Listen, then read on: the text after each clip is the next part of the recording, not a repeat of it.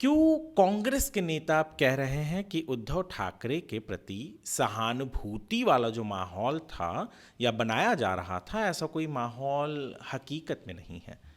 नमस्कार, मैं हूं वरुण सिंह और आप देख रहे हैं भारतवर्ष विद वरुण सिंह।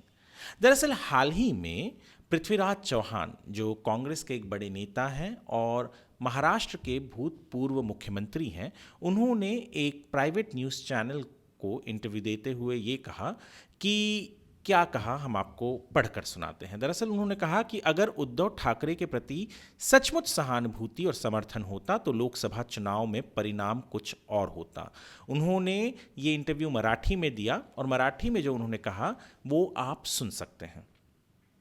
सिंपती असते तर त्यांच्या परफॉर्मन्समध्ये ते दिसलं असतं, पण त्यांचं परफॉर्मन्स एवढं म्हणावं जितकं चांगलं झालं नाही. त्यामुळे सिंपती असती तर मग ज्यांच्या थेट निवडणुका एकनाथ शिंदे आणि उद्धव ठाकरेंच्या झाल्या तिथं देखील निर्णायक असा पराभव एकनाथ शिंदेचा. दरअसल महाराष्ट्र में राजनीति एक अलग तरीके से चल रही है। उद्धव ठाकरे और उनकी पार्टी पिछले कुछ दिनों में ये भी कह रही है कि उद्धव ठाकरे को मुख्यमंत्री के तरीके से एमवीए प्रस्तुत करें, पर उसी बीच कांग्रेस में ये एक क्या कहें असमंजस है या उनके ही नेताओं के बीच में एक लड़ाई है कि उद्धव ठाकरे को क्यों मुख्यमंत्री का कैंडिडेट एमवीए बनाए, जबकि उनका ये मानना है कि उद्धव ठाकरे की जो शिवसेना है, यूबीटी शिवसेना, उसका परफॉर्मेंस लोकसभा चुनाव में कोई बहुत अच्छा नहीं था। अगर कंपेयर करें तो बीजेपी ने जितनी सीटें जीती उतनी ही सीट उद्धव ठाकरे की शिवसेना ने भी जीती, 9। पर उद्धव ठाकरे की शिवसेना ने ज़्यादा कैंडिडेट्स उतारे थे, 21 उतारे थे। कांग्रेस ने जबकि केवल 17 उतारे थे और 17 में से वो 13 सीटों पर जीत भी हासिल कर पाई। पर उद्धव ठाकरे की शिवसेना जहां 21 कैंडिडेट उतारने के बाद 9 सीटों पर ही जीत दर्ज कर पाई। और पृथ्वीराज चौहान का बयान जो आपने सुना, उसमें उन्होंने ये भी कहा कि भैया जहां पर भी एकनाथ शिंदे और उद्धव ठाकरे सीधे लड़ाई में थे, वहाँ पर शिवसेना यानी एकनाथ शिंदे का जो परफॉर्मेंस था, उनकी पार्टी का परफॉर्मेंस अच्छा था।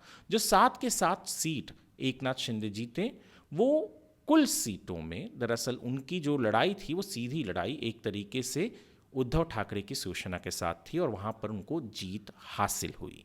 इतना ही नहीं, उनका ये भी कहना है कि एकनाथ शिंदे की शिवसेना एक मजबूत फाइट दे रही है यूबीटी को और अपने वोट बैंक को कंसोलिडेट करके रखी हुई है।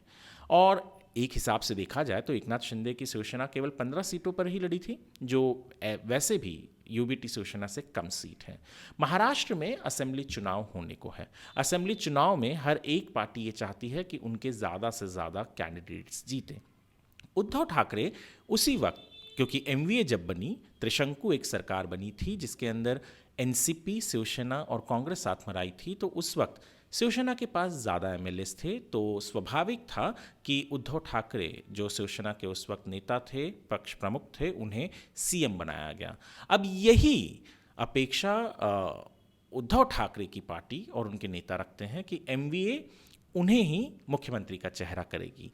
पर एमवीए में भी इस बात को लेकर एक तरीके से वो समान विचार नहीं है। वो कहते हैं कि जिस भी पार्टी के ज़्यादा जीत कराएंगे, स्वाभाविक है वही पार्टी का सीएम बनेगा या सीएम कैंडिडेट होगा।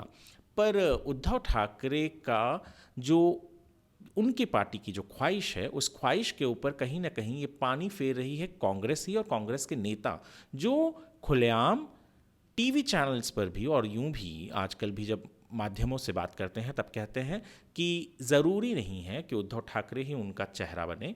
और जब ये बयान भी देते हैं कि जो सहानुभूति थी उनके लिए, शायद वो सहानुभूति अब नहीं है या थी ही नहीं, इसके लिए लोकसभा में भी कोई परफॉर्मेंस अच्छा नहीं था उद्धव ठाकरे का और उनकी पार्टी का। लोकसभा चुनाव खत्म हो चुके हैं। भारतीय जनता पार्टी ने बहुत खराब परफॉर्मेंस दिया, इसमें कोई दो राय नहीं है। एनसीपी अजीत पवार ने तो बहुत ही खराब परफॉर्मेंस दिया, केवल एक ही सीट जीत पाई थी।